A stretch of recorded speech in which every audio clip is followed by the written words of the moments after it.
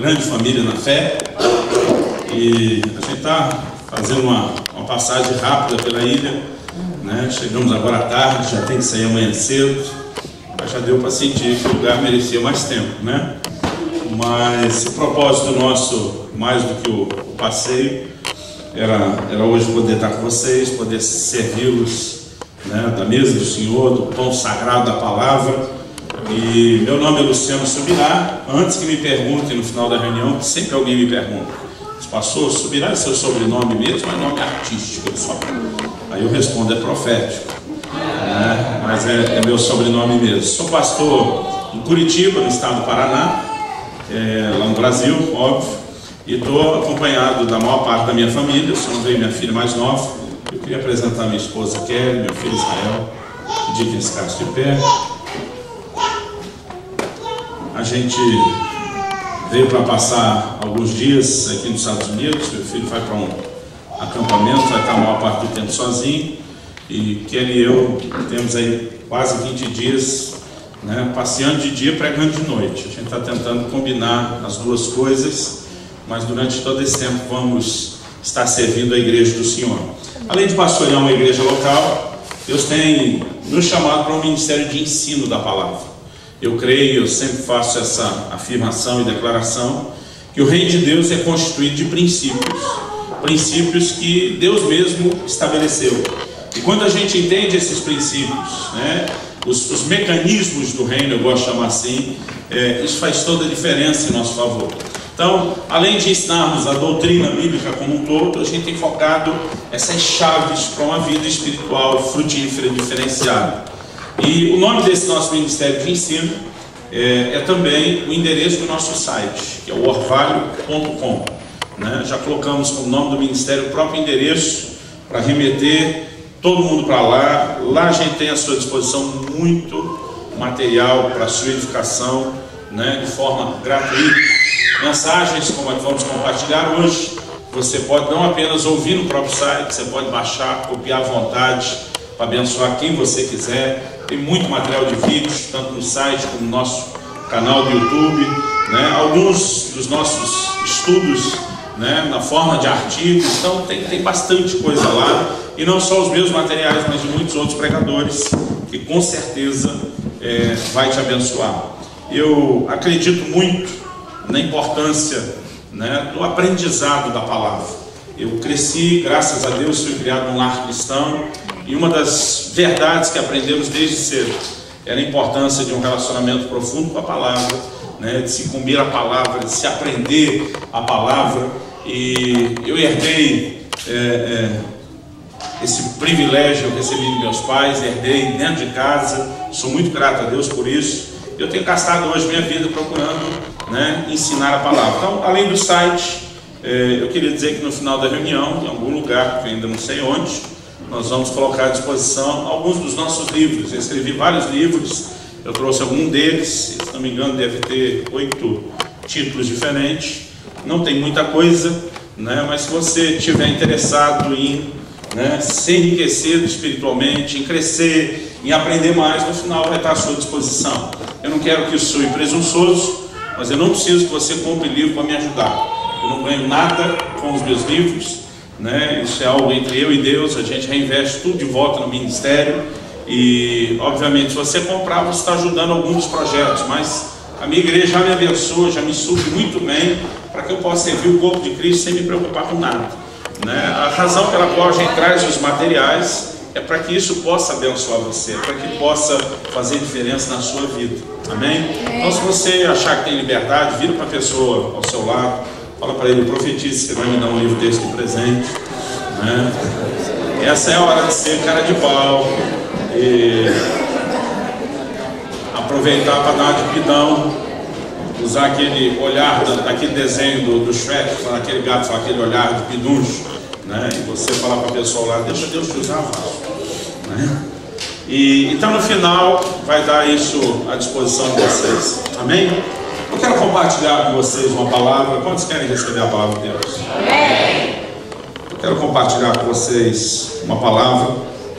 Eu quero pedir que você, por gentileza, abra a sua Bíblia. Evangelho de João,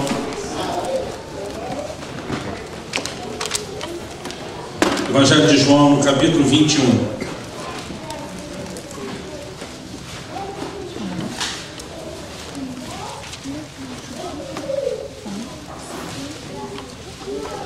Evangelho de João, capítulo 21, a partir do versículo 15, nós vamos ler até o 17. Enquanto você localiza o texto, eu queria começar compartilhando a maneira como Deus falou comigo muito tempo atrás, em cima desse texto, e como isso tem marcado tanto a minha vida, tem me enriquecido tanto. Eu espero que, ao compartilhar isso, te abençoe e possa fortalecer e enriquecer a sua vida também. Em 2 Coríntios 1,4, o apóstolo Paulo diz: com a consolação nós somos consolados, nós consolamos os outros. Normalmente aquilo que a gente recebe de Deus numa área, que a gente passa a ter autoridade para de alguma forma cooperar, para abençoar a vida de outros.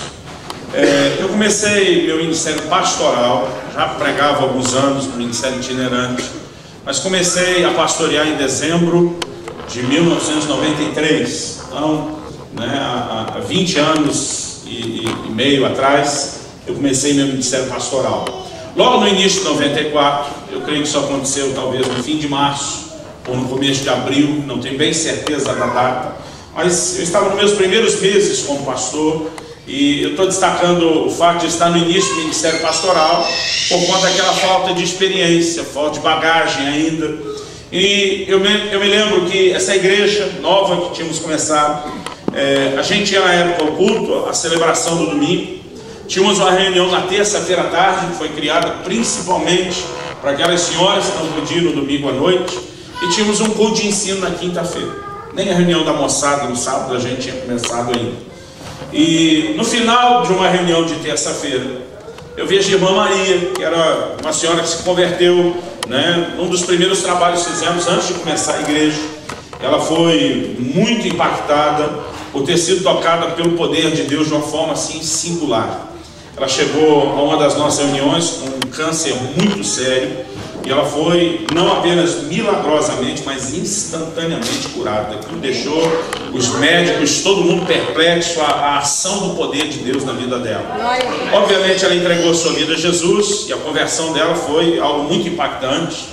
A partir dela toda a família foi sendo ganha, O esposo dela, antes da conversão, era alguém que sempre que ele dava testemunho, ele dizia que antes da conversão ele gastava mais tempo em pé, mais tempo deitado do que de pé.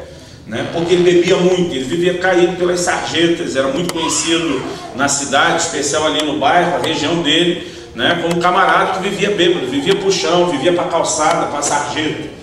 Um dia alguém perguntou: pastor, mas bebia muito? E a gente, para exagerar, brincando, disse: olha, para você ter ideia do golinho que dava para o santo morreu de cirrose. Então, era uma pessoa assim que estava realmente aprisionada no álcool, e ele foi alcançado também pelo poder de Deus, e depois o marido, os filhos, e todo mundo se converteu ao Senhor. Irmã Maria se tornou uma mulher de muita oração, uma mulher muito dedicada a Deus, que buscava ao Senhor, não era aquela que esperava o culto de domingo, que diariamente gastava tempo com Deus, tempo com o Senhor, e ela começou a se destacar na sua entrega, na sua dedicação ao Senhor. Numa dessas terça-feiras, quando terminamos a reunião da tarde, eu percebi a irmã Maria por perto, me rodeando. A irmã Maria era uma pessoa muito tímida, introvertida. Eu imaginei que ela queria falar algo e que ela precisava de uma ajuda. Então eu perguntei: irmã Maria, você quer falar algo? Ela disse: quero sim. Eu falei: se aproxime, vem cá. E ela chega e ela vai logo dizendo para mim: pastor, eu tenho certeza que eu não estou louco. Eu achei estranho ela chegar afirmando que não está louco. Eu queria até brincar que nenhum louco acha que está louco. Então ter certeza que não está louco não é nenhuma garantia de que não está. Mas eu percebi que ela estava muito tocada, muito quebrantada. E quando eu pergunto: irmã Maria, o que foi? Por que você está me dizendo isso? Ela falou: pastor, no domingo à noite, enquanto nós estávamos adorando a Deus, ela diz: eu vi uma das cenas mais loucas na minha vida. Ela diz: no momento da adoração eu ouço um barulho vindo do teto, diferente desse belo telhado de madeira que nós temos aqui, bem acabado. A gente tinha alugado um barracão, que não tinha muito acabamento não. E a gente tinha um telhado que as tesouras todas de sustentação do telhado eram todas de ferro, e as telhas eram de zinco, não tinha nenhum tipo de fogo. Ela diz: eu ouvi um barulho de metal retorcendo vindo do telhado. Ela diz: quando eu ouvi aquele barulho de metal retorcendo, ela diz, eu olhei para cima apavorada. Imaginei né, na hora, a primeira coisa que me passou pela cabeça é que o telhado estava caindo, vindo abaixo, para aquele barulho todo de metal. Ela disse, mas quando eu olho para cima, o meu susto com aquilo que eu vi foi maior do que com aquilo que eu vi. Porque ela disse, quando eu olhei, o telhado da igreja estava se abrindo pela metade. E ela diz, metade enrolou para um lado, como quando você abre uma lata dessas de sardinha, metade enrolou para o outro. Ela diz, à medida que aquele telhado foi se abrindo, ela diz, eu vi o céu acima de nós, aquela noite escura. Ela diz, mas de repente os céus se rasgaram. Ela diz, e não dá para explicar o que tinha depois desse céu que nós enxergamos. Mas ela diz, pastor, eu vi o Senhor Jesus. Ela diz, eu não podia ver o rosto dele, porque brilhava mais do que umas 10 mil vezes o sol. Ela diz, no entanto, ele estava rodeado de anjos. E ela diz, no instante em que eu olhei para ele, eu sabia que era ele. Ela diz, uma das suas mãos estava aberta, o braço estendido. Ela diz, e quando eu vi a marca, o sinal daquela mão, o buraco naquela mão, eu sabia exatamente que era ele. Ela diz, no entanto, o outro braço não estava aberto, estendido para o lado, com a mão aberta da mesma maneira que o primeiro. Ela diz, o outro braço estava estendido na nossa direção, a mão fechada, o dedo em rixo, e o Senhor apontava na nossa direção. E ele falou por 3 vezes, a irmã Maria disse. Por 3 vezes ele fez exatamente a mesma pergunta. Ela diz, pastor, quando ele abriu a boca a falar, a voz dele era como um trovão. Ela diz, eu entendi porque muitas vezes a Bíblia compara a voz de Deus com um trovão. Ela diz, e aquela voz trovejou lá de cima, tu me amas? Ela diz, pela segunda vez eu ouvi aquela pergunta, aquele brado, tu me amas? Ela diz, ele apontava para mim, olhava para mim, mas eu sabia que ele estava falando com toda a igreja, não era só comigo.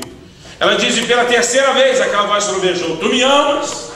Ela diz, depois da terceira pergunta, só depois da terceira pergunta ela disse, eu entendi que aquilo era uma visão.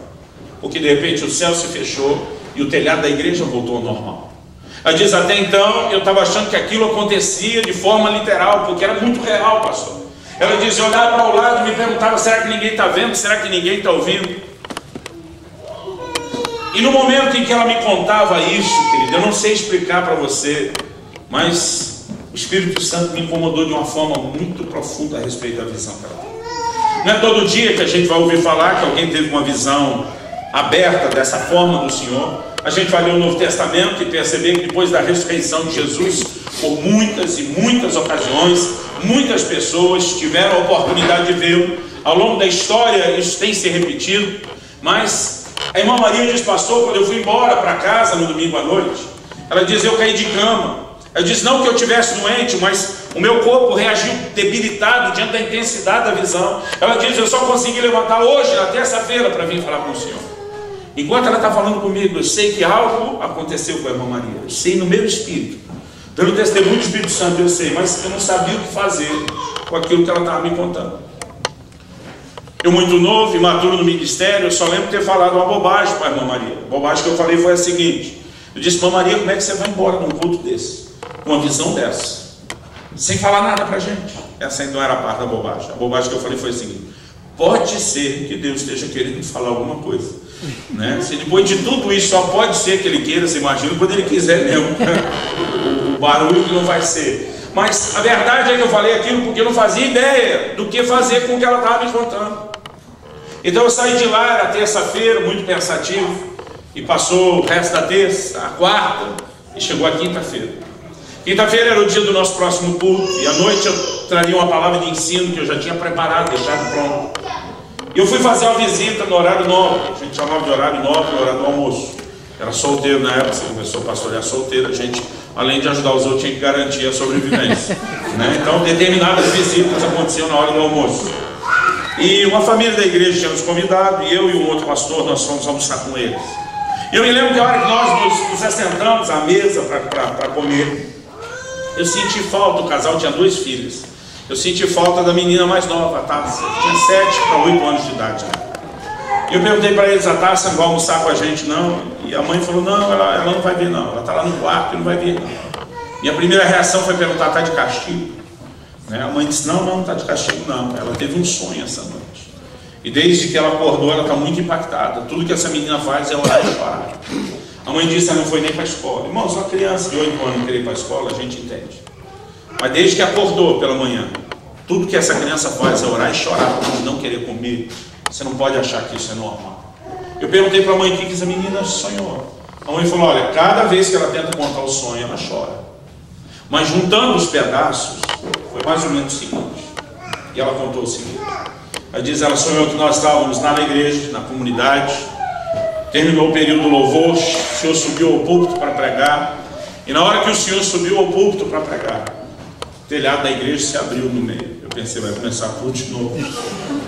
Mas a visão não era a mesma. Ela diz: o telhado da igreja se abriu e de repente o Senhor Jesus veio descendo e se colocou em pé do seu lado. Quando ele se colocou em pé do seu lado, ele te abraçou, sorriu de uma forma muito meiga para você e disse: Luciano, pode sentar, que quem vai pregar hoje sou eu. Quando aquela mãe contou aquilo, eu lembro que ainda fiz alguma gracinha, tipo, falei: o que deixou sua filha tão emocionada em saber que eu não vou pregar? E quando eu falei isso, a mãe falou: não, Luciano, o que emocionou ela não foi esse detalhe da pregação. O tempo todo ela diz: mãe, foram os olhos do Senhor Jesus. Ela dizia: eu nunca vi tanto amor na minha vida como eu vi naqueles olhos. E a mãe sabia, pela forma como ela detalhava, que aquilo não tinha sido um sonho qualquer. Aquilo tinha sido o que nós reconhecemos que a Bíblia chama de uma visão do culto. O Senhor falou com aquela menina ao longo da noite. Só que enquanto aquela mãe está contando isso, eu não sei explicar para você o que aconteceu dentro de mim. Mas Deus me pegou de jeito aquele dia. E a minha oração é que essa noite papai pegue você de jeito. Amém. Da forma como me Glória a Deus. Glória. Eu não sei explicar a você o nível de constrangimento, mas o Espírito Santo me pegou por dentro de uma maneira muito forte. Tudo que eu queria era sair correndo daquele lugar, ir para casa, orar, chorar, me jogar diante de Deus. E foi exatamente o que eu fiz. O mais rápido que eu pude, eu saí daquela casa. Eu só lembro de passar pela porta do apartamento onde eu morava. Eu nem sei se eu fechei a porta direito, mas já me joguei no chão, no tapete da sala. E eu comecei a chorar e dizer: Deus, o que está acontecendo? Já se passaram 20 anos, querido. Eu nunca vi isso acontecer, nem antes nem depois. Mas naquele momento eu lembro que eu falei para Deus: todo mundo resolveu ver Jesus essa semana. Isso não é comum. Eu falei: não é apenas a visão que eles tiveram, é o que a gente sente quando eles estão falando. E eu falei para Deus: eu não sei o que está acontecendo. E naquele momento eu comecei a orar e chorar. E eu falei: Deus, eu não creio que o sonho dessa menina é literal. Eu não creio que o Senhor vai vir em pessoa pregar na igreja. Eu falei: se for, me avisa que eu vou chamar a imprensa. Nós vamos fazer um maior sucesso juntos. Mas no meu coração eu sabia que aquilo era simbólico. E eu falei: mas eu não consigo entender a mensagem. De repente o Senhor falou no meu coração de uma maneira muito clara. E eu não quero passar a sugestão de que a gente está nesse nível profético, de ouvir Deus dessa forma o tempo todo. Mas o que me aconteceu aquele dia, naquela tarde, eu creio que me dá o direito de, como os profetas do Velho Testamento falavam, poder dizer a mesma coisa. Veio a mim a palavra do Senhor. Naquela hora o Espírito Santo começou a falar ao meu coração de uma maneira muito forte. Ele disse: o significado desse sonho é um só. O Senhor me disse: eu estou tentando falar com a minha igreja desde domingo e vocês não me deixam. Quando ele diz desde domingo, eu lembrei da visão da irmã Maria. E naquela hora ele me diz: já passou a reunião do domingo, já passou a reunião da terça. E ele diz: eu não quero que passe a reunião da quinta. O Senhor me disse: esse estudo que você deixou preparado, você pode pregar qualquer outra quinta, mas hoje eu tenho a minha palavra, eu quero falar com a minha igreja. E chorando eu comecei a dizer o que o Senhor quer falar com a sua igreja. E o que me veio ao coração foi a seguinte palavra: qual é o único texto da Bíblia que contém as 3 perguntas que a irmã Maria me ouviu fazer? Então eu não vim aqui, querido, pregar uma visão de uma senhora, o sonho de uma criança. Eu estou contando isso apenas para dar um pano de fundo, a história de como essa palavra veio. Mas eu quero compartilhar com você que em João 21 está por trás dessas perguntas de Jesus. E eu quero que você leia esse texto comigo, porque é nele que nós vamos basear a nossa mensagem. João 21, a partir do versículo 15 até o 17. Depois de terem comido, perguntou Jesus a Simão Pedro: Simão, filho de João, amas-me mais do que esses outros? Ele respondeu: sim, Senhor, tu sabes que te amo. Ele lhe disse: apacenta os meus cordeiros. Tornou a perguntar-lhe pela segunda vez: Simão, filho de João, tu me amas? E ele respondeu: sim, Senhor, tu sabes que te amo. Disse-lhe Jesus: pastoreia as minhas ovelhas. Pela terceira vez Jesus lhe perguntou: Simão, filho de João, tu me amas? E Pedro entristeceu-se por ele ter dito pela terceira vez: tu me amas. E respondeu-lhe: Senhor, tu sabes todas as coisas, tu sabes que eu te amo. E Jesus lhe disse: apacenta as minhas ovelhas. Aquele dia, quando o Senhor me trouxe e me guiou até esse texto, Ele começou a me fazer enxergar, tanto nesse texto como ao longo da Bíblia, coisas que eu confesso que eu nunca tinha percebido antes com tanta clareza.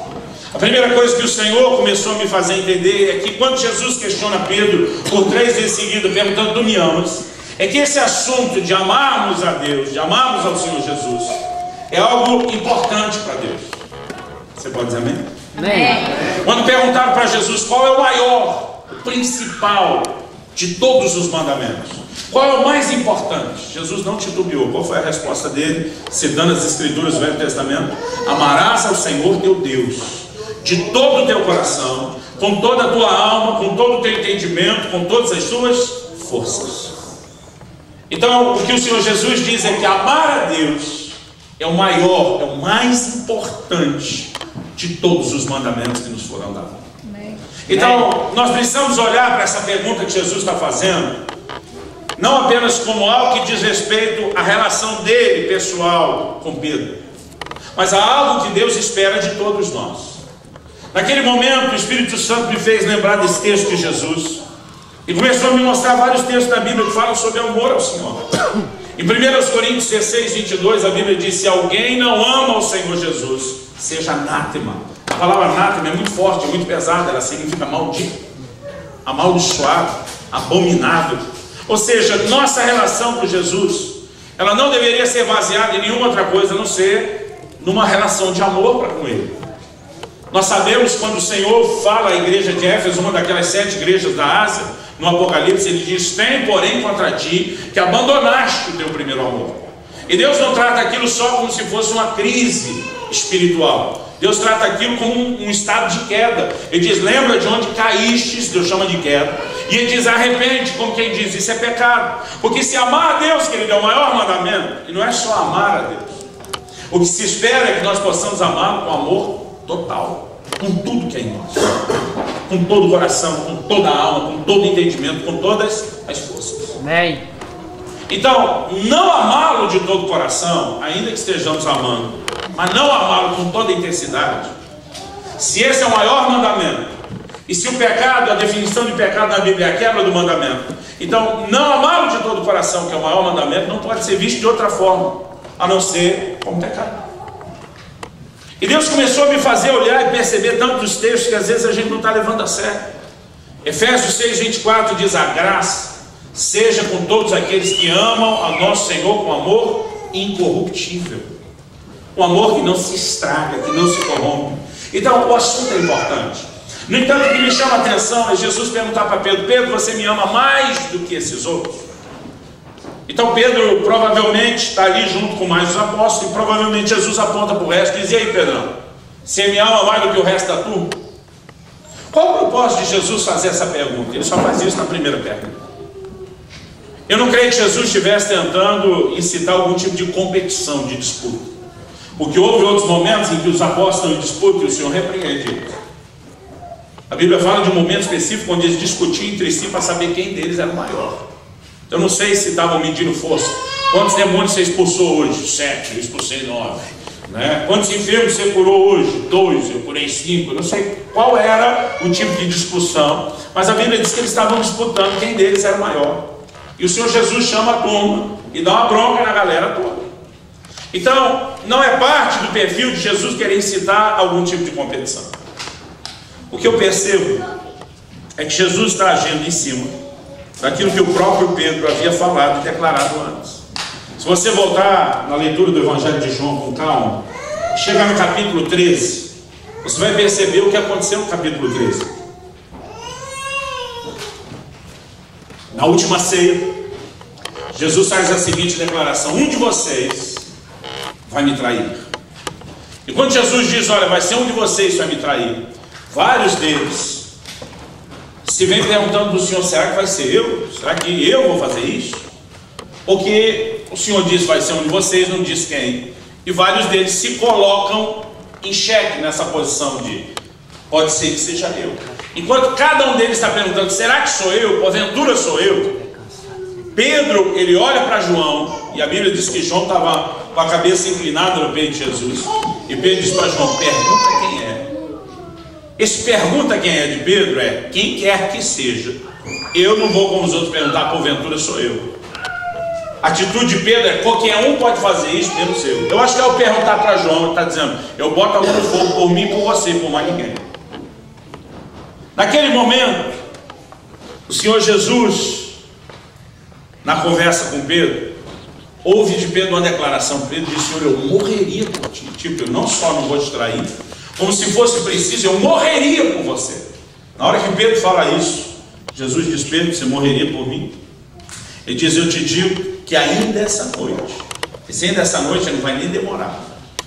Ele diz: ainda essa noite, antes que o galo cante, você vai me negar 3 vezes. E nós sabemos o que aconteceu. Pedro negou o Senhor por 3 vezes.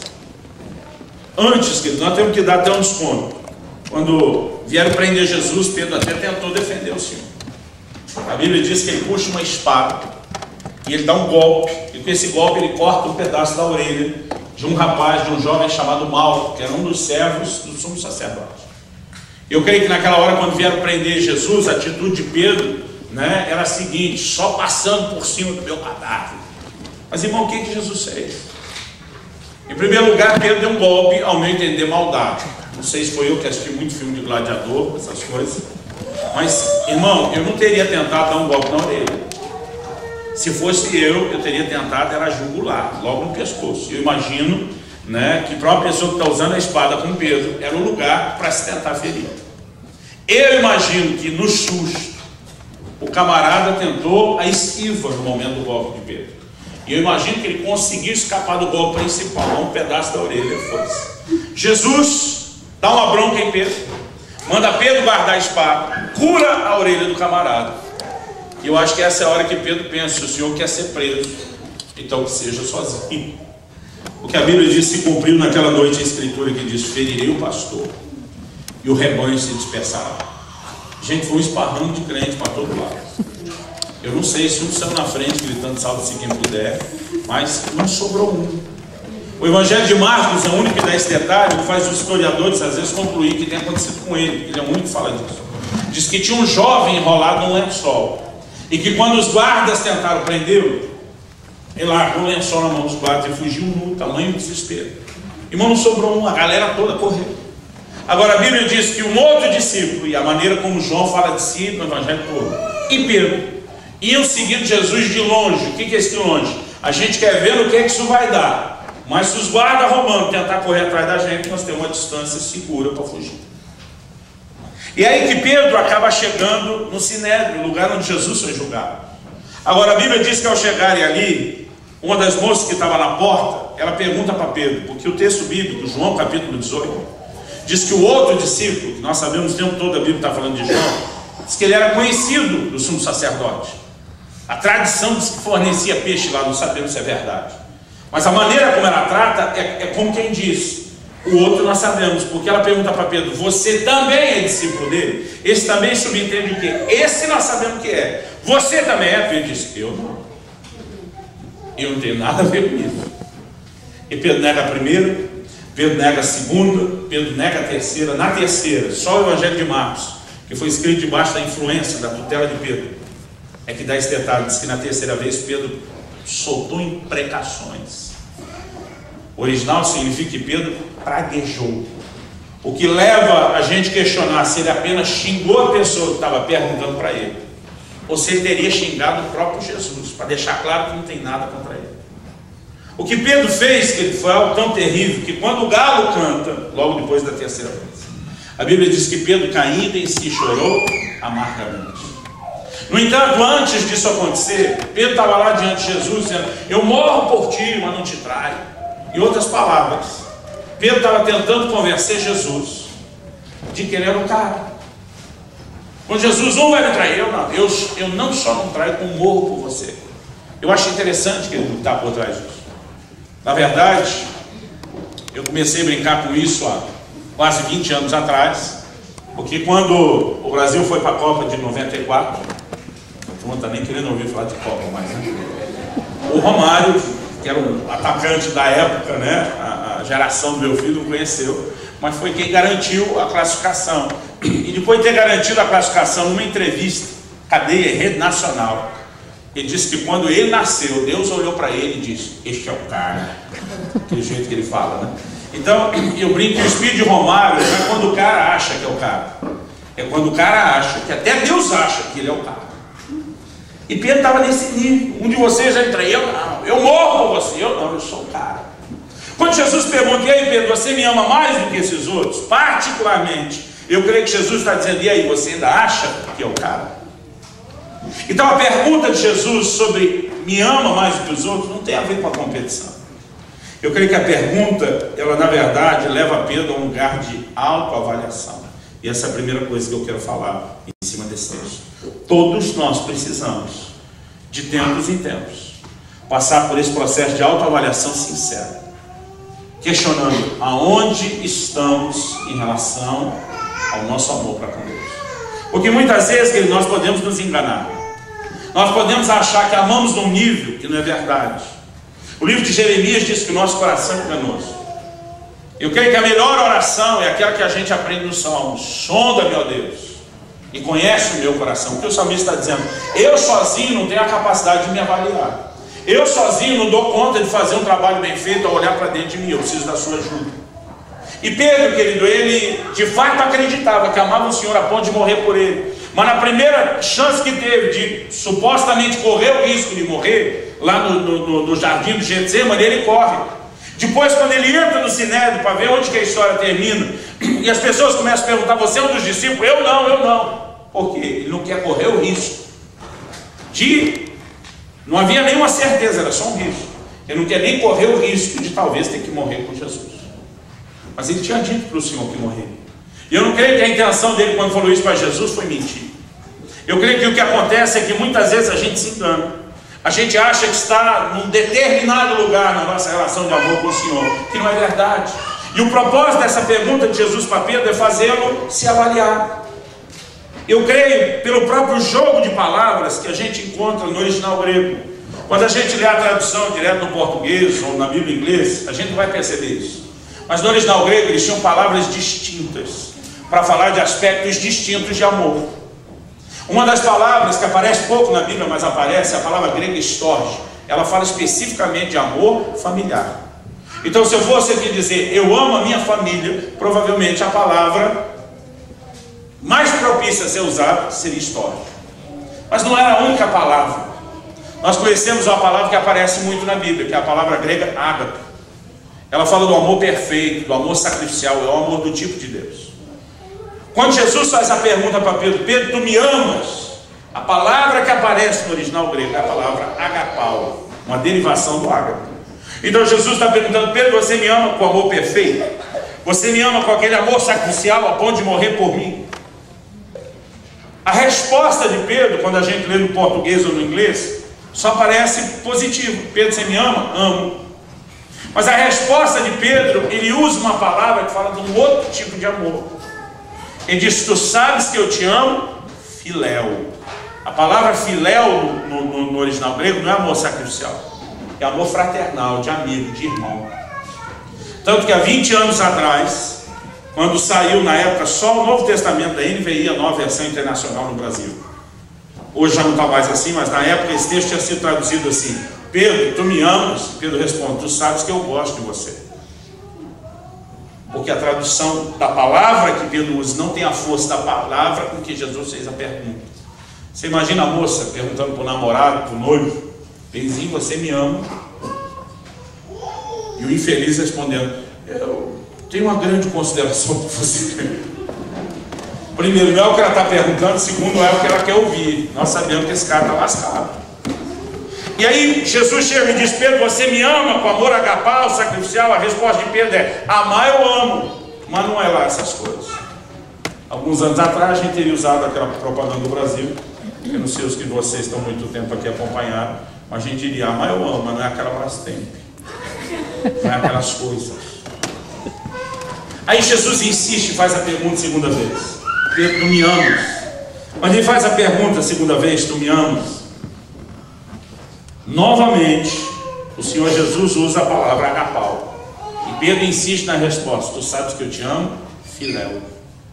Como quem diz, amar eu amo, só não é aquelas coisas, não é o que eu achei que era antes, a ponto de morrer por você, a ponto de me sacrificar por você, mas amar até que eu amo. Então, quando Jesus faz a terceira pergunta, tem algo diferente na terceira pergunta, porque o versículo 17 diz que Pedro se entristeceu pela terceira pergunta. Ele não entristece antes, mas tem algo na terceira pergunta que entristece.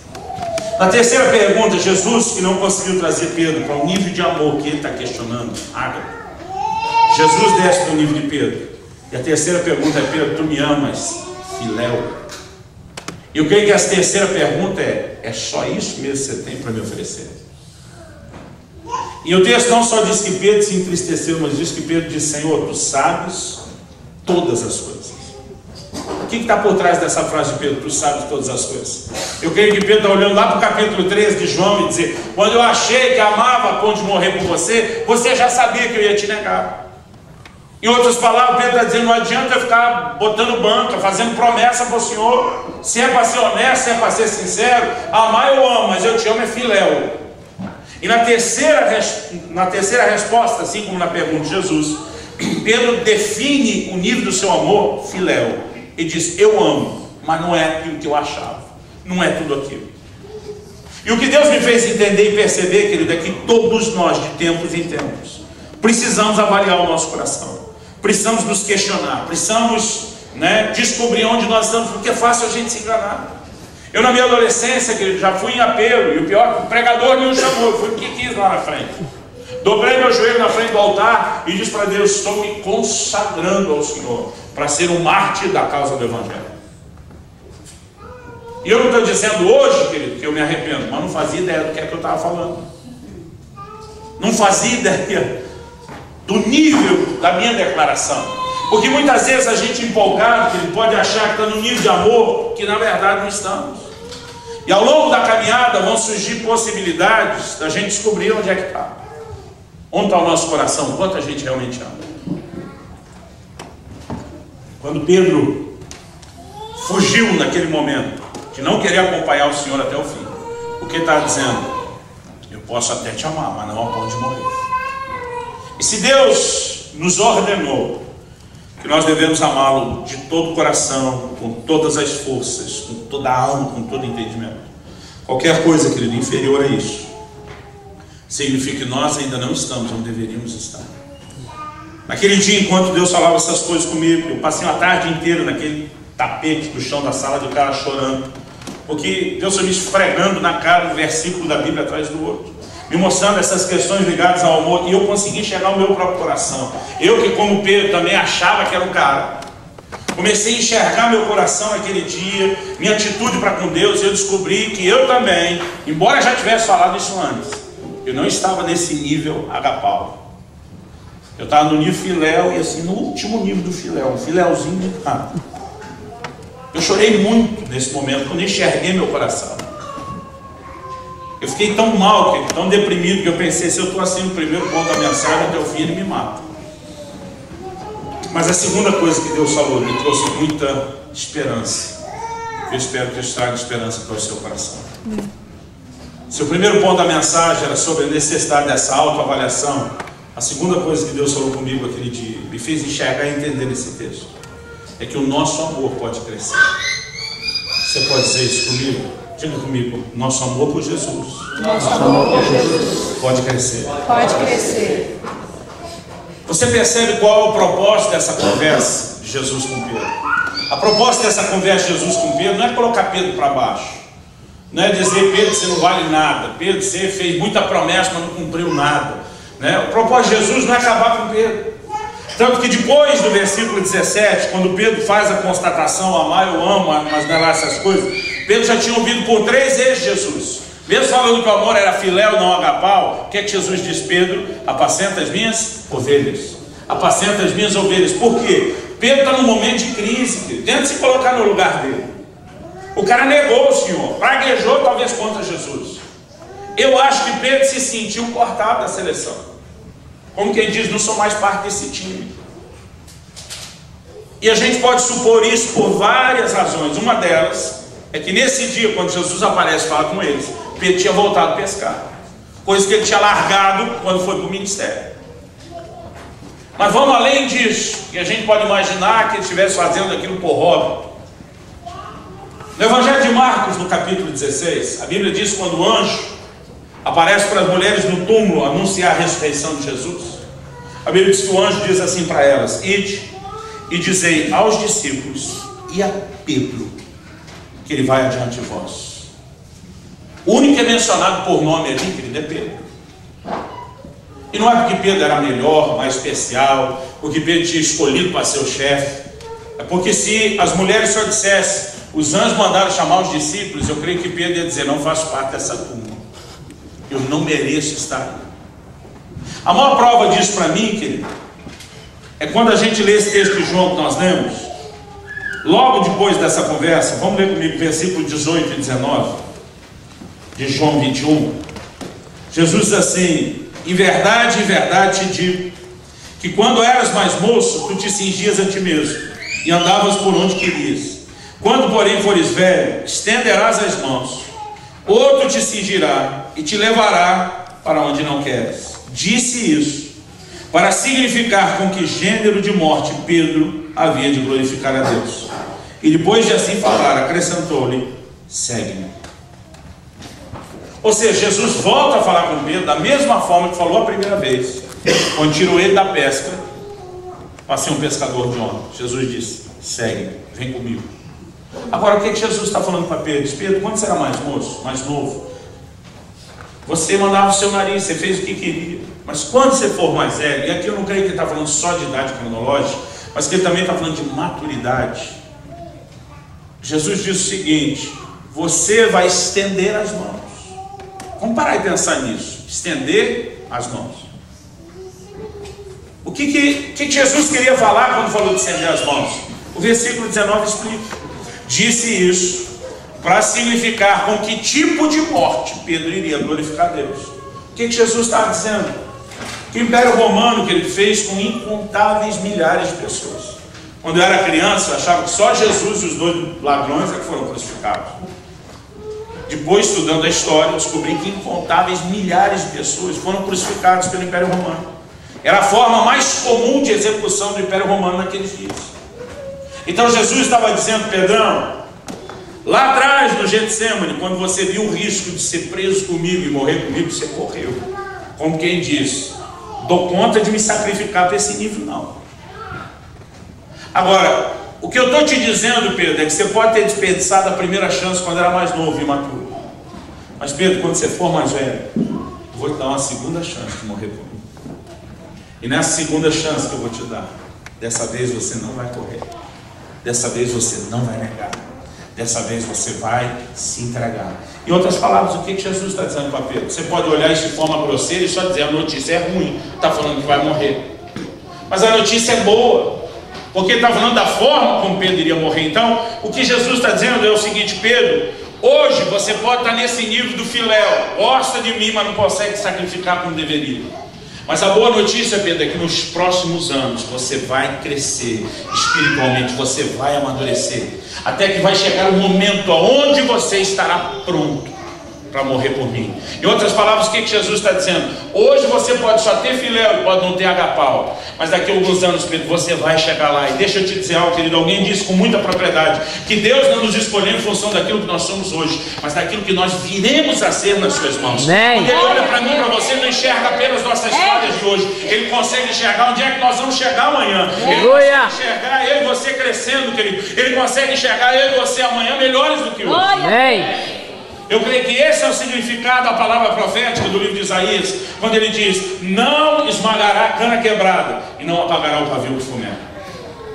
Alguns anos atrás, quando eu me mudei para o Paraná, eu não conhecia nada da lavoura, absolutamente nada. Eu cresci no meio da selva de pedra de São Paulo. O que eu entendi era de asfalto, de cidades, só da parte urbana. Mas perto dos meus 20 anos eu mudei para o Paraná e para o interior, onde a lavoura, a agricultura é muito forte. Um dia um irmão da igreja, que era um engenheiro agrônomo, me botou no carro e falou: pastor, vamos dar uma volta comigo, quero que o senhor conheça minha lavoura. O senhor precisa aprender um pouco sobre essa realidade com a qual o senhor vai lidar muito agora que está aqui. E nós entramos na caminhonete dele, né? Viajamos até o lugar, era praticamente uma viagem, foi quase uma hora para chegar lá. E depois ainda o tempo de entrar na lavoura. E à medida que a gente ia andando com aquela caminhonete no meio do trigo, já estava quase chegando a hora da colheita, faltava muito tempo, o trigo já estava alto. À medida que ele ia andando com a caminhonete no meio da plantação, eu só ficava olhando pelo retrovisor e vendo aquele tanto de trigo que a caminhonete deixava no chão, em cima de onde passava. E aquilo foi me dando uma aflição, porque eu achei que ele ia andar um trecho pequeno.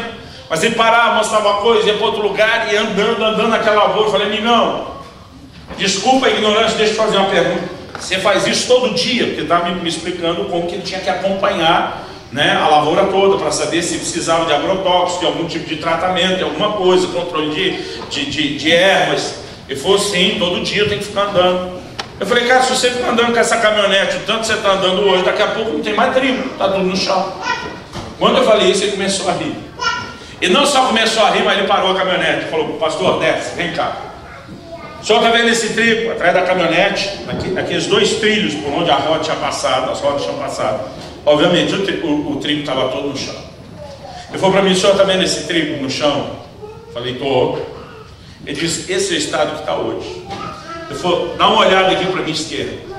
E quando eu olhei para o canto da esquerda, tinha exatamente um carreiro da mesma largura das rodas, que você conseguia ver que estava assim mais ou menos um palmo.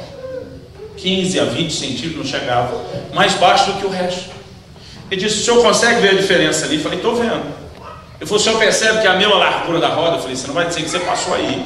E o trigo levantou. Ele falou, pastor, aí deve ter sido uma semana, se eu tiver errado, uns 10 dias atrás. Ele disse, olha para trás aqui, meio para o lado da direita. Se eu olhar, o senhor vai ver uma diferença pequena aqui perto, longe o senhor nem consegue. Ele diz, aqui faz 2 semanas. Ele diz, olha para o lado de lá, viu, o lugar onde o trigo estava mais baixo. A diferença era maior. Ele falou, ali foram 5 dias. Eu falei, não, cara, eu não acredito no que você está me falando. Que ele pôs uma caminhonete dessa que deve pesar 1 tonelada, passar em cima do trigo, que ele vai levantar de novo. Ele falou, pastor, ele vai. Ele disse, a única forma desse trigo não levantar de novo é isso. Aí ele agachou comigo, aonde a cana, o caule tinha quebrado, e ele pegou com o dedo do lugar que estava quebrado e esmagou. Ele falou, agora esse não levanta mais. Com a caminhonete passando em cima e quebrando ele, ele levanta. Mas se você for onde quebrou e esmagar, ele não levanta mais. Esse aqui não tem mais condição de levantar. No momento que ele estava explicando isso, querido, porque a palavra cana na Bíblia fala do caule. No momento que ele estava explicando isso, parece que me caiu a ficha. Eu entendi a afirmação de Isaías. Ele não esmagará a cana quebrada. O que está dizendo? Jesus não está esperando que ele deu e você falhar ou tropeçar, meter o pé em cima da gente, ser seu crente miserável, sabia que você não ia durar, vou acabar com a sua raça. Essa não é a atitude do Senhor Jesus. Aliás, ele sabia que a gente ia falhar, querido, quando ele chamou a gente, ele sabe tudo, mas ainda assim ele insistiu. Quando o texto do profeta Isaías diz, ele não esmagará a cana quebrada, está dizendo, ele não está esperando você errar para acabar com você. Querido, Deus é um Deus de novas oportunidades, Deus é um Deus de novos começos, Deus é um Deus de restauração. Ele não está esperando eu e você falhar para dizer, agora eu acabo com você. O que ele estava dizendo, Pedro, você falhou, você não tinha o nível de amor que eu esperava de você, realmente não tinha, mas Pedro, a história ainda não acabou, sua história está sendo escrita, e com o tempo, Pedro, você vai crescer, um dia você vai chegar lá, um dia você vai entrar nesse nível de amor que você não tem hoje. E o que Deus me fez entender, querido, naquela tarde, que o propósito dele de me levar a avaliar onde eu estava, não é apenas para me colocar debaixo de culpa, porque eu não estou ainda onde deveria estar, mas é para que eu me motive a perseguir o alvo, aquele alvo que Paulo falou, que todos nós temos que correr atrás, para que eu e você possamos ter uma determinação, ainda que hoje eu não esteja onde deveria estar, eu vou correr para lá. Eu vou chegar lá em nome de Jesus. Você pode dizer amém? Amém. Glória. A terceira coisa que Deus nos falou, e aqui eu quero terminar com esse ponto, é que o amor não se expressa só em palavras. Em 1 de João, no capítulo 3, no versículo 18, o apóstolo João diz assim, amados, não amemos de palavra nem de língua, mas de fato e de verdade. O que ele está dizendo? Que o amor não se expressa só por meio de palavras. Não adianta só dizer que ama e não ter a atitude de quem ama. Eu creio que quando o assunto envolve o amor a Deus, nós precisamos ir além de palavras. Eu creio que a nova geração ainda está vivendo um privilégio que a minha geração não viveu. Quando eu era criança, querido, a gente não ouvia canções sobre amor a Deus. Hoje em dia é uma das coisas que a gente mais fala e canta. Naquele dia que Deus estava falando comigo, o Senhor me perguntou se esse é o mandamento mais importante. Por que é que não se fala sobre isso na igreja? E na hora eu pensei, falei, meu Deus, eu nunca ouvi uma mensagem sobre amar Jesus. E eu já estava julgando os pregadores todos, por que eles nunca falaram disso? Quando o Senhor me perguntou, e você, por que você nunca pregou sobre isso? E eu me desci, eu não tinha resposta. Não sabia dizer porque eu nunca tinha falado aqui. Mas sabe, a nossa geração ainda tem o privilégio de ouvir, de cantar, de declarar. Mas amar a Deus, querido, não é algo que apenas a gente vai verbalizar e está resolvido. O amor, ele precisa ter mais do que palavras, ele precisa ter atitudes. E uma das coisas que o Senhor falou no meu coração sobre essas atitudes, naquele dia, é que quem ama, trabalha. Pedro, você me ama? Olha, Senhor, amar eu amo, não é aquela Brastemp, não é aquelas coisas, não é o ágape que o Senhor está falando, mas um filéuzinho tem. Jesus olha para ele e diz, Pedro, apacenta as minhas ovelhas. Segunda pergunta, Pedro, você me ama? Amar eu amo, Senhor, mas já te disse, não é aquelas coisas, é um filéuzinho de nada. Pedro, apacenta as minhas ovelhas. Terceira pergunta, Pedro, você me ama, filéu? É só isso que você tem? Poxa, Jesus, eu estou triste. Eu queria te prometer, como prometi lá atrás, que eu morrer por você, mas não dou conta de morrer não. Não estou nesse nível, não amadureci para isso. Mas eu te considero, alguma coisa de boa aqui tem. Então, Pedro, apacenta as minhas ovelhas. O que Jesus está dizendo? Pedro, se você me ama, ame aqueles que eu amo. Se você se importa comigo, então importe-se com aqueles pelos quais eu me importo. Em outras palavras, se você me ama, eu não quero que você demonstre isso falando. Eu não quero que você demonstre isso fazendo promessas. Pedro, você quer mostrar que me ama? Arregaça as mangas, põe a mão na massa e me ajude a ganhar e cuidar das pessoas dessa terra. Amém. Sabe, querido, aquilo entrou com muito impacto no meu coração. Porque alguns anos atrás, graças a Deus, nós começamos a ouvir muito sobre a importância de não somente ser Marta, mas aprender com Maria.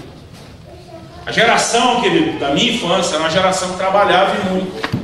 A gente falava em igreja, querido, era canseiro. Domingo nem se fala. A gente ia logo cedo para a igreja, escola bíblica dominical. Depois tinha o culto. Depois do culto a gente parava para almoçar, mas à tarde tinha visita, ali sempre tinha alguma coisa. À noite outro culto. Nunca entendi por que a gente tinha que ter os dois cultos, mas domingo, irmão, era uma canseira. Era uma geração que o tempo todo, quando você falava de mobilizar e trabalhar, estava todo mundo junto. Agora, com o tempo, querido, uma outra geração, e com o perdão da palavra, é isso que eu quero dizer mesmo. Não estou usando a palavra errada, não. Uma outra geração vagabunda começou a aparecer. E aí nós começamos a usar um monte de desculpa para não querer trabalhar para Deus.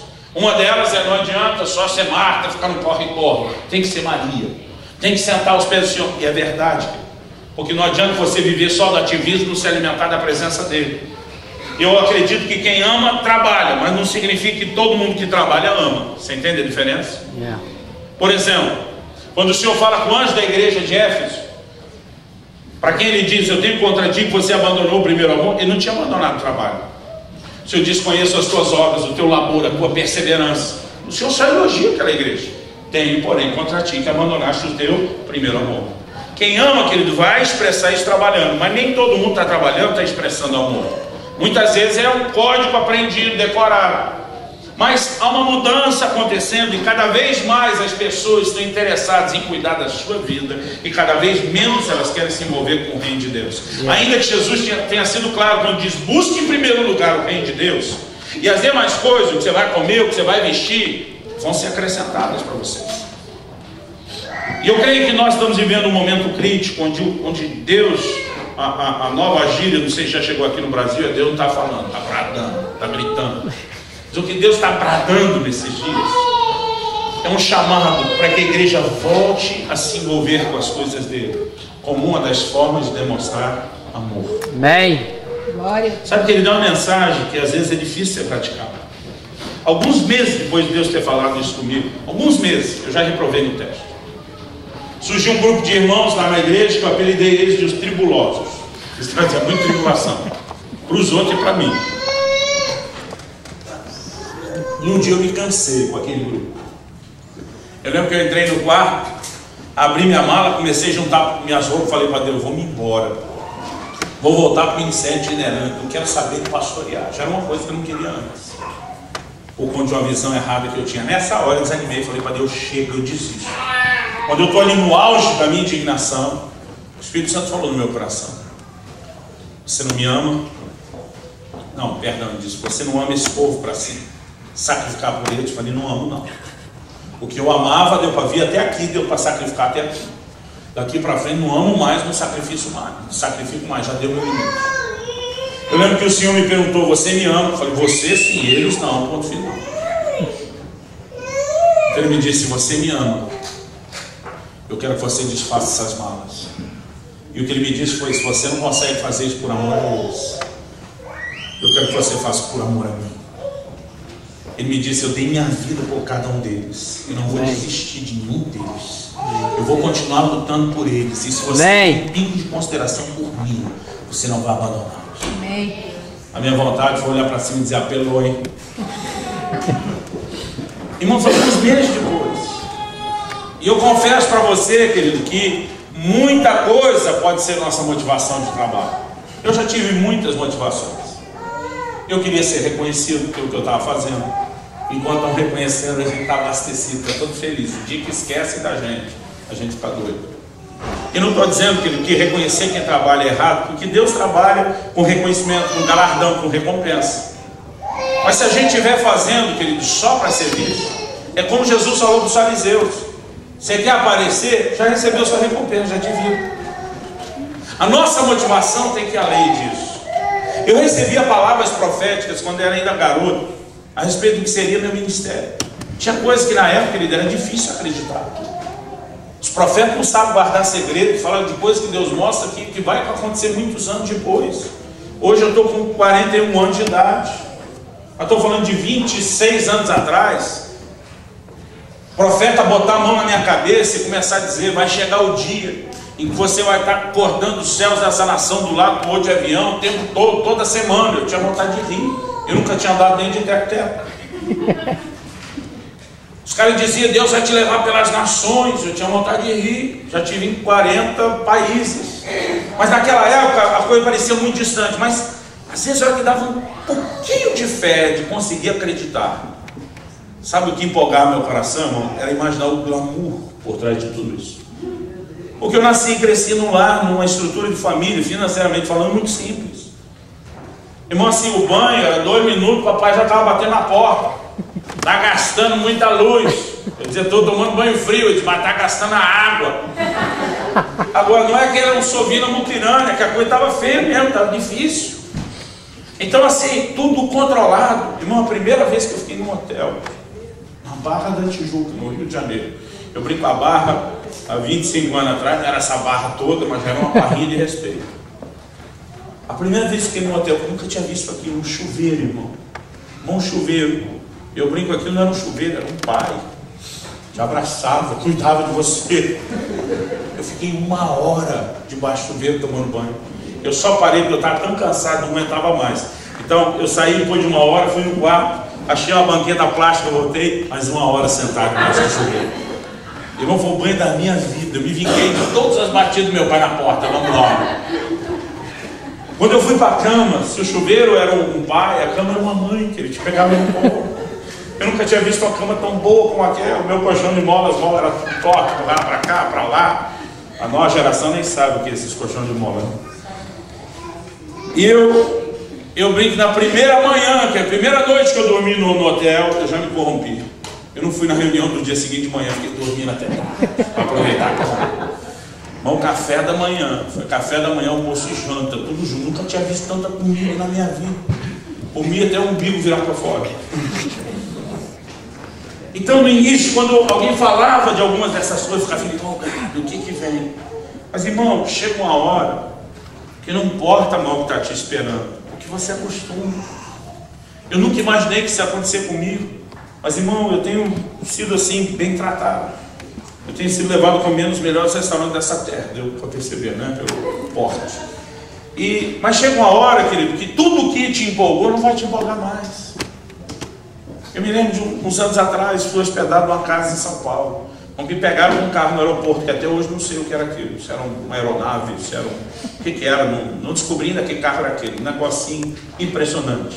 Estava além do meu conhecimento. Me levaram, e quando eu desci, eu brinco que aquilo não era uma casa, era uma pequena cidade.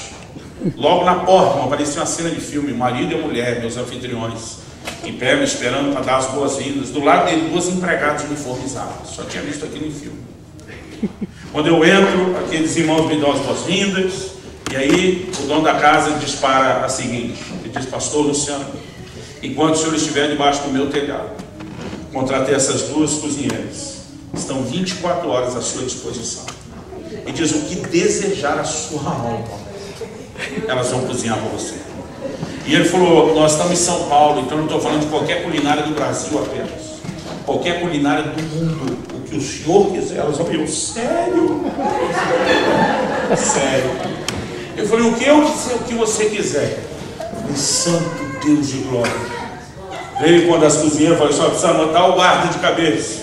E ela, muito fina, disse: pode falar, senhor. Ela era bem mais fina do que eu. Aí eu falei: olha, para o almoço de amanhã, anota aí então, vou querer arroz, feijão e ovo. Eu falei ovo, até a cozinheira não escondeu o susto, ela regalou os olhos. O dono da casa falou: pastor, o senhor não está entendendo. Eu falei: não, quem não está entendendo é você. Você falou: o que desejar a minha alma. É o que eu quero comer, não é? É. Falei: você queria fazer a média, você já fez. Agora, o que eu quero comer é arroz, feijão e ovo. A cozinheira olhou e falou: mas só isso? Falei: bota uma rúcula, pronto. E o cara ficou me olhando, estou te entendendo. Eu falei: eu cresci comendo arroz, feijão e ovo. Eu falei: eu não aguento mais as frescuras que me faz tudo quanto é lugar. Estou com saudade de arroz, feijão e ovo. Eu nunca imaginei que eu ia fazer isso. Porque qualquer coisa que te empolga hoje, talvez não vai te empolgar mais amanhã. Primeira vez que eu viajei de avião, irmão, até hoje você descobre fácil quem estava viajando a primeira vez. Eu tirava foto até do bagageiro do avião, um negocinho. Eu olhava para o aeroporto e dizia: meu Deus, como é limpinho, é bem melhor que as rodoviárias. Eu ia no banheiro sem vontade, irmão, só para dar taxa de embarque. Eu já paguei caro, vou gastar. Né? No início você fica empolgado, era um negócio assim, uau. Irmão, depois de tantos anos, voando tantas vezes por semana, não aguento mais aeroporto. Não aguento check-in, não aguento nada daquilo, irmão. Quando começa então a anunciar os voos com aquela voz estilo aeroporto do Galeão no Rio de Janeiro. Voo 3, 7, 8, 4. Isso é um negócio que me irrita, eu tenho vontade de gritar: fala direito! Eu não aguento mais essas coisas, porque o que te empolga, o que é a sua motivação hoje pode não ser amanhã. Depois de 20 e tantos anos servindo a Deus, eu posso te dizer algo: a única motivação que vai sobreviver ao longo do tempo é se nós estamos trabalhando por amor. Esse é o maior combustível. Irmão, já viajei 30 horas de carro sem dormir. E quando chegamos, toda a equipe entrou tomar banho no hotel e dormia. Eu fui para cá. Esposa, ela às vezes me pergunta: como é que você aguenta? Fizemos uma viagem de 30 horas, não para chegar no Japão, mas para chegar na cidade onde a gente ia pregar. Eu consegui dar uma parada de meia hora, vamos pregar. Às vezes eu pergunto, as pessoas perguntam: como é que você aguenta? Qual que é o segredo da pegada? Eu falei: ao longo do tempo eu descobri que tem uma única coisa que se torna o nosso verdadeiro combustível e que dura, se nós estamos fazendo por amor ao Senhor. Eu fico 2, 3 dias por semana fora de casa. Quando você fala isso uma semana, pode não ser muito. Quando você olha isso toda semana quase, ao longo de anos, é uma coisa muito difícil. Tem hora que eu entro no carro para viajar, eu estou indo para o aeroporto, já me dá vontade de chorar, o coração aperta. Agora, a única coisa que não me faz desistir, acredite, já pensei muitas vezes em fazer aquela mala de novo. É quando eu lembro aquela voz falando no meu coração: se você não consegue fazer isso por eles, faça isso por mim. E nesse último ponto, querido, eu quero te dizer que talvez esse seja o termômetro para aquela autoavaliação do primeiro. Uma das formas de se perguntar onde estamos no amor para com o Senhor é: qual a minha disposição de trabalhar para Deus? Uma das formas de avaliar o segundo ponto, se o nosso amor está crescendo ou não, é: qual a minha disposição de trabalhar para Deus? Eu quero que nessa noite você possa olhar para dentro do seu coração e se examinar, não sozinho. Como eu disse antes, a gente precisa aprender com a dica e com a orientação do Salmo 139. Sonda, meu Deus, que conhece o meu coração. Eu não vim aqui apontar o dedo para você, mas eu creio que nessa noite Deus quer que você ouça a mesma pergunta que Pedro ouviu há mais de 2000 anos atrás. Tu me amas? Eu creio que Deus quer que você ouça a mesma pergunta que a irmã Maria, lá em Guarapuava, no interior do Paraná, ouviu há 20 anos atrás. Tu me amas? E o propósito da pergunta de Deus não é para você falar sim ou não. Na verdade, Deus não pergunta para saber a resposta, Ele já sabe tudo. O propósito da pergunta dele é fazer você se avaliar. Ao levar você a se avaliar, Ele não quer que você descubra que não está onde deveria, então desanime. Ele quer que você, ao descobrir que não está onde deveria, se dedique para que você possa chegar onde Ele espera que você e eu cheguemos. Você pode dizer amém? Amém. Feche seus olhos por um instante.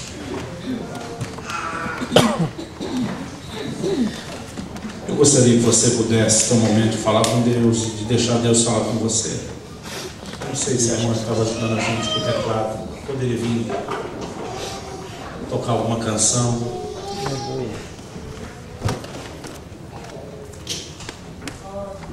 Mas enquanto ela toca, eu queria que você nem acompanhasse a música. Quero que você possa falar com Deus, deixar Deus falar o seu coração. Hoje, diante da pergunta dele, tu me amas? Ele não espera que você dê um sim ou não. O que ele quer é que você se examine onde você está. Qual lugar de amor você entrou? Talvez você é alguém como aquele anjo da igreja de Éfeso, o mensageiro da igreja de Éfeso, para quem Deus tem que dizer: eu tenho contra você que você abandonou o primeiro amor, você não está mais onde já teve, você caiu. Ou talvez hoje, ao olhar para dentro de si, você descubra que talvez o seu problema não é que você perdeu o seu amor por Jesus, é que você nem cultivou o seu amor por Jesus, é que talvez você nem chegou a amá-lo. Talvez o que te motivou a buscar Jesus até hoje é só o que Ele pode fazer por você. E nós não podemos viver de uma relação interesseira. Assim como Deus nos ama profundamente, o que Ele espera de mim e de você é uma resposta de amor. E eu quero te desafiar em nome de Jesus a olhar para o seu próprio coração, deixar o Espírito Santo mexer aí dentro, falar com você, porque é só você que pode fazer isso. A Bíblia diz: se hoje ouvides a sua voz, não endureça o coração. O lugar onde Ele fala é o coração, não é necessariamente no ouvido. Se nós endurecemos, se nós resistimos, talvez Ele não consiga fazer conosco aquilo que Ele quer fazer. Espírito Santo, vem sobre nós precisamos da sua ajuda. Deus, eu tentei da melhor forma possível falar daquilo que eu venho pregando há 20 anos, daquilo que o Senhor vem usando para mexer tanto na minha própria vida. Mas não importa quantas vezes fale disso, Deus, o sentimento é o mesmo. Se o Senhor não vivificar essa palavra, será só um discurso, será só uma palestra. E nessa noite eu oro que o Senhor nos dê mais do que uma palestra, um discurso. Espírito Santo, que você encontre aquele lugar profundo em nós, onde a tua voz ecoa, onde ela fala e cala nos nossos corações. Nós não queremos apenas pensar e refletir sobre o assunto, nós queremos ser guiados por Ti, Espírito Santo, para avaliar onde estamos. E nós te agradecemos que o Teu propósito hoje não é colocar nenhum de nós debaixo de culpa ou condenação, porque ainda não chegamos lá, mas é conseguir nos motivar a estabelecermos um padrão de busca, de rendição e entrega, para que aquele nível de amor que ainda não alcançamos seja perseguido, seja buscado, seja alcançado. Em nome de Jesus. Nós queremos ser parte de uma geração que não vive só para si, de forma egoísta e interesseira, que não vive apenas com ambições terrenas, porque, como diz sua palavra, se ressuscitaste com Cristo, busque não as coisas da terra, mas busque as coisas de cima, as coisas do céu. Deus, nós queremos viver para te conhecer, para te buscar, para te servir. Nós não queremos apenas nos lembrar do Senhor de vez em quando surge uma necessidade. Nós queremos que você seja o nosso tudo, que você venha em primeiro lugar, que você seja a nossa única e verdadeira motivação.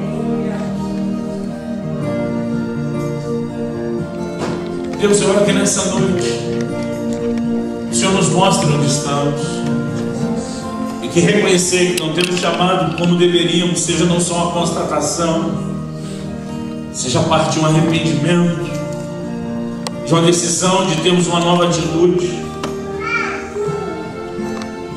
Perdoa-nos, Senhor, porque se te amar de todo o coração é o maior mandamento. Então nossa atitude de não te amar com todo o coração não pode ser vista apenas como parte de uma crise. Nós temos falhado, nós temos pecado contra o Senhor, mas diante daquilo que o Senhor falou, lembra de onde caíste, arrepende-te. Nós queremos, Senhor, arrepender. Nós queremos lembrar o que já tivemos. Eu oro, Espírito Santo, que você faça cada um dos meus irmãos e irmãs lembrar aquilo que eles já tiveram diante do Senhor e talvez perderam. E que nessa noite o Senhor possa trazer saudade no coração de cada um. Sim, meu Deus. De ter de volta aquele nível de relacionamento, de ter de volta aquele nível de experiência, aquele nível de amor pelo Senhor. Nós não queremos apenas lembrar de onde caímos e nos arrepender, nós queremos voltar à prática das primeiras obras. Ajuda-nos, Senhor. Espírito Santo, faz algo dentro de nós hoje.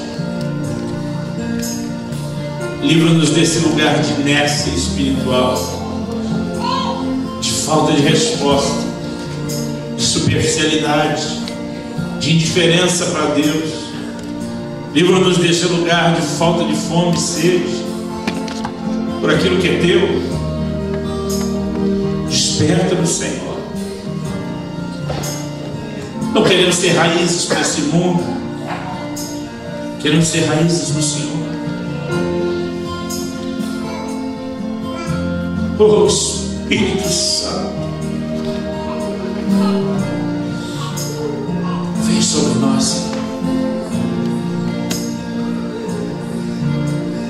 Fala com Deus, querido, do seu jeito, da sua maneira. Esquece quem está à sua volta, não importa quem seja. E deixa Deus chamar sua atenção hoje, deixa Ele resgatar seu coração. Eu creio que Deus quer que essa seja uma noite de restauração, de um novo começo.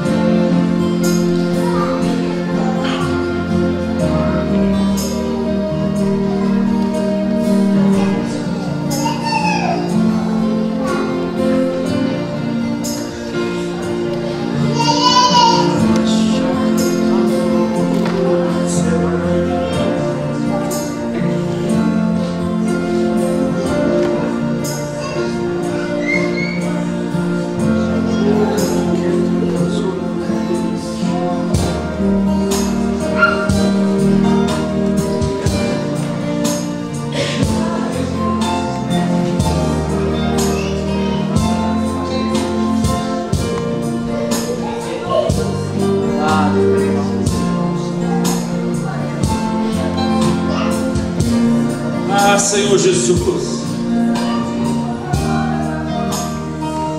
seja noite de recomeço, de alinhamento contigo. Não permita que a semente que caiu nos corações seja roubada pelas aves do céu por falta de entendimento. Deus, que haja compreensão e que o inimigo não consiga roubar a semente lançada. Pelo contrário, que aquilo que o Senhor começou aqui agora continue. Que o Senhor complete a boa obra que começou nesse lugar hoje. Nós oramos em nome de Jesus. Em nome de Jesus. E para a glória de Deus. Em nome de Jesus. E para a glória de Deus. Se você crê, concorde, diga amém. Se você recebe essa palavra também, eu recebo. Querido, olhe para cá um instante. Não vim aqui te apontar o dedo. Não vim aqui falar contra você. Se você reconhece que não está amando a Deus como deveria. Condenação é o ministério do cão, do diabo. Eu não quero tomar parte nisso, não. Nenhum de nós acorda uma manhã decidido sabotar o relacionamento com Deus. Não é assim que acontece. Não existe ninguém que eu ame tanto nessa terra como a mulher que Deus me deu. No entanto, muitas vezes, mesmo amando minha mulher, mesmo amando meus filhos, eu já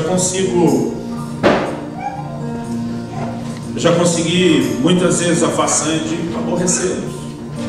Eu não acordei de manhã decidido sabotar o relacionamento, comprometer nada, mas por N situações ligadas à minha própria fraqueza e limitação, muitas vezes eu os aborreci.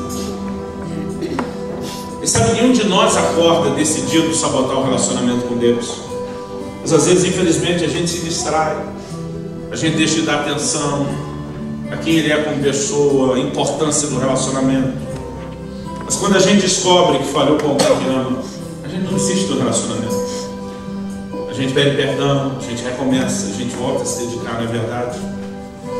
Eu me lembro de um dia, eu cheguei em casa, a gente estava vivendo um momento financeiro de muita renúncia em prol da obra de Deus. E já fazia um tempo que não dava para comprar chocolate em casa, que eu estava apertado. Eu fui começar uma igreja nova sem salário, levei 6 equipes comigo, foi uma loucura. Um dos maiores desafios que eu já tive. E a gente tomou uma decisão junto, eu e minha esposa, botamos um padrão de vida lá no chinelo, até que Deus mudasse aquela condição. Mas um dia eu fui fazer a comprinha do dia, com R$20. Sobrou umas moedinhas de troco. Em vez de pegar as moedas, eu falei para a caixa do supermercado: tem um chocolate que dá para pegar com esse troco? Ela falou: não dá não, senhor. Eu falei: nada, nem daqueles mais pequenininhos. Agora não, aquele ali está em promoção. Apontou com um chocolatezinho, um batom da garota. Ela foi: esse aí dá para o senhor pegar. Deu para eu pegar 3. Cheguei em casa, nós somos em 4. Eu abri mão de chocolate, dei um para cada um dos meus 2 filhos, fizeram uma festa, tanto meu filho como minha filha. Eu peguei o terceiro, entrei na cozinha, minha esposa ainda cozinhando. Eu com ares de Dom Juan, achando que estava arrasando. Falei: esse é para você, meu amor. Eu quando dei o batom para ela, ela pegou, olhou para o batom, olhou para mim, olhou para o batom. Eu lembro que ela começou a bater com ele na mão. Ela me disse assim: que decadência. Quando eu vi aquilo, eu falei: o que você está dizendo, mulher? Ela disse: que decadência. Ela disse: quando nós começamos a namorar, você me tratava a base de bombons Copenhague. Ela disse: quando nós noivamos, você começou a aparecer com os bombons sortidos da Nestlé, da Rouba e sensação da caixa. Ela disse: quando nós casamos, você começou a aparecer com o sonho de valsa. Ela falou: e agora, batom, onde é que o senhor vai parar? E nós rimos daquilo. A esposa sempre pede para eu explicar, porque de vez em quando alguém vai dar um chocolate, pede perdão, eu não sei que não é Copenhague. Ela disse: gente, eu não sou fresca. Ela disse: come até aqueles guarda-chuvinha açucarados. Sei quantos lembram do guarda-chuvinha. Da Dizioli. Hã? Da Dizioli. Da Dizioli. Mas o que ela estava cobrando, que não era a qualidade de chocolate que ela come, era o meu nível de tratamento. E é lógico que na hora da brincadeira, a minha vontade era dar uma resposta não romântica, dizer, quando a gente namorava tinha que pagar aluguel, tinha que botar filho na escola, não tinha aquela conversa toda. Mas mesmo a gente rindo daquilo, aquela brincadeira mexeu comigo. Porque eu pensei: eu não posso me acostumar a tratar essa mulher de qualquer forma, de qualquer maneira. Se é a pessoa que eu mais amo, se é a pessoa que eu mais me importo. E desde aquele dia eu tomei a decisão, querido, que pouco dinheiro não ia ser problema. Porque às vezes eu compro um Copenhague. Às vezes eu entro na loja e dá um bombom só. E às vezes eu chego com um bombom, uma Copenhague. Nunca mais comprei depois daquele tempo para ela. Porque não era o chocolate, era a declaração, era o que estava por trás disso. Por que eu conto isso?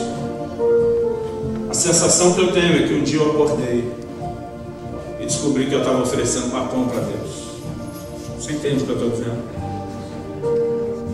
Não é que a gente deixou de amar, mas a gente se perde, deixa a coisa virar só uma rotina. E nós não podemos permitir isso. A minha intenção, a minha expectativa é que você tome uma decisão hoje e diga: eu não vou deixar que o meu relacionamento com Deus se torne algo ordinário. Eu vou alimentar o amor, a paixão pelo Senhor. Eu vou me doar a Ele, eu vou me entregar a Ele, eu vou viver para Ele. Essa é a minha esperança. Que você não receba isso como algo que te desanime. Porque se você, como eu, reconhecer que ainda não está onde deveria, você também deve reconhecer que o amor pode crescer, que a gente pode trabalhar para que isso aconteça. Amém? Você recebe essa palavra? Amém. Foi um prazer servi-los na mesa do Senhor. Eu queria, antes de terminar, encorajar você, se você puder, né, adquirir os livros. Eu vou precisar da sua ajuda lá no filho. Eu tenho 8 títulos diferentes ali. Eu queria falar de alguns deles. Um deles, infelizmente, tem muito pouco. É um livro que nós escrevemos a respeito de família. Fala sobre família, sobre o casamento, sobre vida conjugal. É um verdadeiro manual bíblico para que a gente possa discipular as famílias. Tem um livro ali, eu não sei quantos exemplares tem dele, chamado De Todo o Coração. Vivendo a plenitude do amor ao Senhor. Essa mensagem é que originou esse livro. A gente tem ali um livro chamado Honrando ao Senhor com Nossos Bens. Eu creio que esse é um assunto muito importante. E que esse entendimento pode mudar não só a sua vida financeira, mas mais importante do que isso, pode mudar a sua relação com Deus. Nós temos um livro chamado Conhecimento Revelado. Fala só sobre você entrar num lugar de compreensão e entendimento espiritual da Bíblia. Tem um livro que fala sobre, o título dele é Outra Face dos Milagres. Fala buscar Deus não só por causa do que Ele faz, mas sim por causa de quem Ele é. Quem busca Deus pelo que Ele é, também vai ter o que Ele faz. Quem busca Deus só pelo que Ele faz, vai perder quem Ele é. Esse é um livro que fala muito de maturidade. Tem um outro lá, um dos meus prediletos, o Agir Invisível de Deus. Fala de como Deus usa circunstâncias que a gente não entende para trabalhar conosco. É um livro que foca muito a soberania de Deus, mas também essa providência, o controle de Deus. O livro fala sobre fé e confiança, e fala muito de como Deus trata com a gente no meio de circunstâncias que a gente não entende. Tem um outro livro lá chamado Voz de Muitas Águas. Nesse a gente fala sobre a palavra de Deus, fala mais alto, encobrir as outras vozes da nossa vida. Pra falar a verdade, eu nem lembro o resto. Deve ter uns 8 títulos diferentes. A nossa intenção, como eu falei antes, não é fazer comércio. Eu não tenho ganho pessoal com esses livros, embora isso nos ajude a manter muitos projetos. Tudo que você vai encontrar no nosso site são materiais de graça. Agora é de graça para quem baixa. Para nós manter aquilo, só Deus sabe o quanto isso custa. Deus tem sido bondoso, o ministério tem tomado expressão, e dificilmente a gente tem uma marca menor do que 50 mil IPs, máquinas diferentes por mês, dando download das mensagens. Então, às vezes a gente derruba o servidor, a hospedagem fica muito cara, porque é muito tráfego de dados, mas quando você compra o livro, você também está nos ajudando a manter tudo isso. Agora, se você quiser um desses livros e não tem condição nenhuma de adquirir, primeiro tenta convencer o irmão que está ao seu lado, te abençoar, mas se não der certo, fala para a gente pode ou baixar o preço, ou até te dar o livro se for o caso. Outro dia um chegou para mim e falou: pastor, não tenho perspectiva de ter nunca, não tem ninguém que me ajude. Eu falei: irmão, vou te dar o livro e fazer oração com você, que a coisa está feia. Mas assim, pode ser que eu estou exagerando aqui, que ninguém esteja nessa condição, mas eu só quero ser sincero sobre o meu coração. O que a gente quer não é fazer comércio, é colocar na sua mão ferramentas que com certeza vão te abençoar. Amém? Então, se alguém tem que tomar esse microfone de mim para a reunião acabar. Foi um prazer servi-los na mesa do Senhor. Deus abençoe vocês. Pastor Eduardo, obrigado. Amém, irmãos? Amém. Glória a Deus, Nós agradecemos ao pastor por ter vindo. Esperamos que ele possa voltar mais vezes, conhecer a ilha um pouco mais, juntamente com a sua família.